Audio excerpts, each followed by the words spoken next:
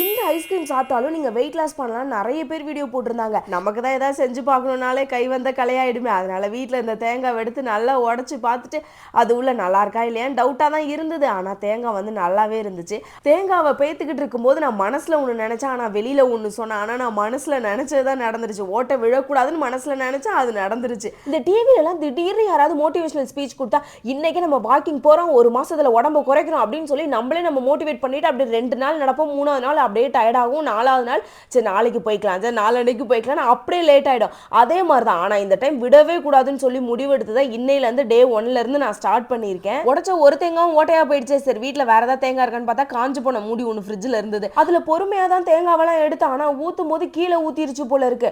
என்னடா நமக்கு வந்து சோதனையாக போயிடுச்சுன்னு சொல்லி வேண்டாம் நம்ம டப்பாலே ஊற்றிடும்னு சொல்லி டப்பாவில் ஊற்றிட்டு இந்த சின்ன மூடி இருந்தது அதில் கொஞ்சோண்டு ஊற்றிட்டு ஃப்ரீசரில் நைட்டு ஃபுல்லாக வச்சுட்டேன். வெண்ணிலா எசன்ஸ் மட்டும் கொஞ்சம் அதிகமாக சேர்த்துட்டேன்னா அதனால கொஞ்சம் தேங்காவோட கலர் கொஞ்சம் மாறின மாதிரி போயிடுச்சு.